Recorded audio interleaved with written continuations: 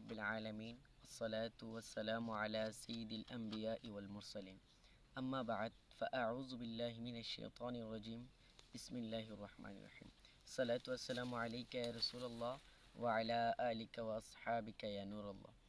সুপ্রিয় দেশবাসী, আপনারা যারা যেইখান থেকে আমাদের এই ভিডিওটি দেখছেন সকলের উদ্দেশ্য করে সালাম জানাচ্ছি। আসসালামু আলাইকুম ওয়া রাহমাতুল্লাহি ওয়া বারাকাতুহু। আশা করছি সকলে ভালো আছেন। আজকে আমরা সংক্ষিপ্ত আকারে দুরূদ শরীফ সম্পর্কে কিছু দুরূদ শরীফের সম্পর্কে ফজিলত শ্রবণ করব এবং আমার আকা সাল্লাল্লাহু আলাইহি ওয়া আলিহি ওয়াসাল্লামের প্রতি দুরূদ শরীফ পাঠ করার যে কত ফজিলত বারাকাত রয়েছে আমরা তা শ্রবণ করব। সর্বপ্রথমেই আমরা একটি হাদিসে মুবারাকা শ্রবণ করি, যে হাদিসটি সিয়াসিত্তার একাধিক কিতাবের মধ্যে রয়েছে, যে রসুল সাল্লাল্লাহু আলাইহি ওয়াসাল্লাম সাইয়্যিদুনা উমর রাদিয়াল্লাহু তাআলা থেকে বর্ণিত, আমার রসুল বলেন, আউলান নাসি বিয়াউমাল কিয়ামাতি আকসারুহুম আলাইয়া সালাত।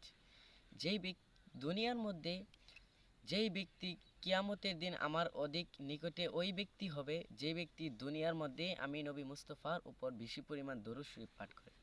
সুবহানাল্লাহ। দেখছেন আমরা দুরূদ শরীফ সম্পর্কে কত চমৎকার একটি হাদিস মুবারাকা সিয়াসিত্তা থেকে আমি আপনাদেরকে শ্রবণ করিয়েছি।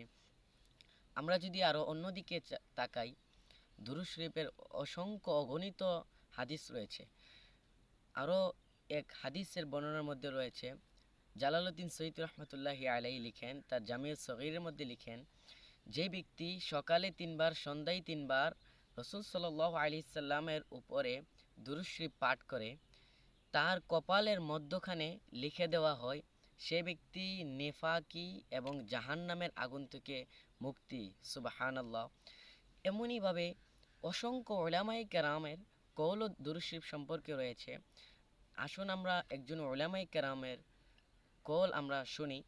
সাইয়্যিদুনা একজন আল্লাহর ওয়ালি, তিনি দুরূদ শরীফ সম্পর্কে কিতাব লিখছিলেন। তখন তিনি কিতাব লিখতে লিখতে ঘুমিয়ে গেলেন।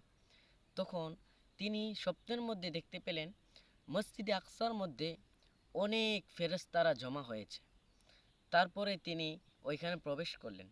প্রবেশ করার পর তখন তিনি হযরত সাইয়্যিদুনা ইসরাঈল আলাইহিস সালাতু ওয়াস সালামকে খুঁজছিলেন। তখন এক ফেরেশতাকে জিজ্ঞেস করলেন, হযরত ইসরাঈল আলাইহিস সালাতু ওয়াস সালাম কোথায়? তখন ওই ফেরেশতা দেখিয়ে দিয়েছিল যে ওই যে মসজিদের কিনারায় তিনি বসে আছে। তারপরে তিনি রহমতুল্লাহি আলাইহি বুজুর্গ হযরত সাইয়্যিদুনা ইসরাঈল আলাইহিস সালাতু ওয়াস সালামের নিকট গেলেন।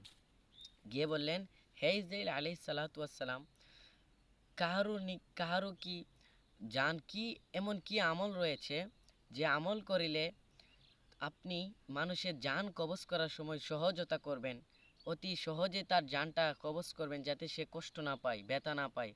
তখন সাইয়্যিদুনা ইসরাঈল আলাইহিস সালাতু ওয়াস সালাম ইরশাদ করেন, আমি জান কবজ করার সময় ওই ব্যক্তির জান অতি সহজে কবজ করব যে ব্যক্তি রসুল সাল্লাল্লাহু আলাইহি সাল্লামের উপরে অধিক হারে দুরূদ শরীফ পাঠ করে।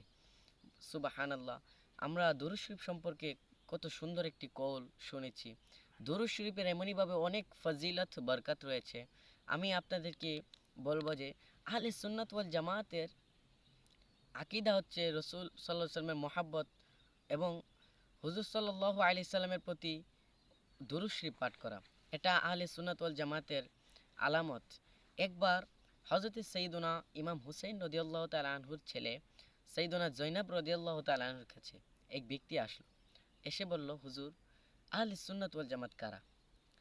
তখন সাইয়্যিদুনা জান্নাতি দল কারা? তেনাকে জিজ্ঞেস করলেন জান্নাতি দল কারা?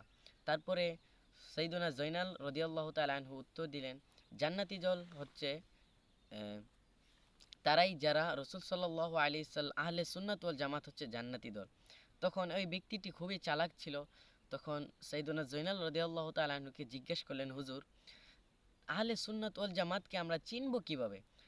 তখন ওই সাইয়্যিদুনা জয়নাল রাদিয়াল্লাহু তাআলা আনহু বললেন, বেটা, চিনার জন্য কোনো তোমার কষ্ট হবে না। শুনে রাখো, আলামাতু আহলে সুন্নতি তাকরাউস সালাতা আলা রাসূলিল্লাহি। আহলে সুন্নাত ওয়াল জামাতের আলামতই হচ্ছে তারা রসুল সাল্লাল্লাহু আলাইহি সাল্লামের প্রতি বেশি পরিমাণ দুরূদ শরীফ পাঠ করবে।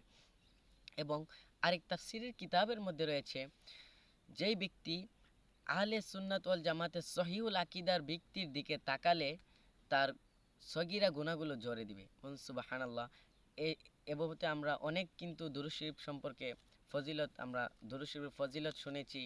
সর্বশেষ আমি আপনাদেরকে বলবো, দুরূদ শরীফ আমরা একটি আমল আমি আপনাদেরকে বলতেছি। প্রত্যেক রাতে আমরা উজু করে শোয়ার সময় ডান কাত হয়ে চক্ষুটা বন্ধ করে রসুল সাল্লাল্লাহু আলাইহি সাল্লামের রওজার মুবারকের দিকে ধ্যান করে প্রত্যেকদিন দুরূদ শরীফ পাঠ করে ঘুমাবেন ইনশাআল্লাহ আজ্জা ওয়াজাল। এরকমভাবে 40 দিন করবেন ইনশাআল্লাহ। একদিন আল্লাহ তাআলা যদি দয়া করেন আমার আকা সাল্লাল্লাহু আলাইহি সাল্লাম আপনার নিকটে তাশরিফ নিয়ে আসবেন। আশা করছি আপনারা সকলে ভিডিওটি দেখবেন এবং এই ভিডিওর মধ্যে যা আমার তাদেরকে সকলকে বলবো, ভিডিওর মধ্যে যদি আমার কোনো কথায় কাজে ভুল হয়ে থাকে তাহলে আমাকে ক্ষমার দৃষ্টিতে দেখবেন এবং আমাদের চ্যানেলগুলো সাবস্ক্রাইব করবেন, আমার চ্যানেলটি সাবস্ক্রাইব করবেন, সাবস্ক্রাইব করে আমাদের সাথেই থাকবেন পরবর্তী ভিডিওর জন্য। আসসালামু আলাইকুম।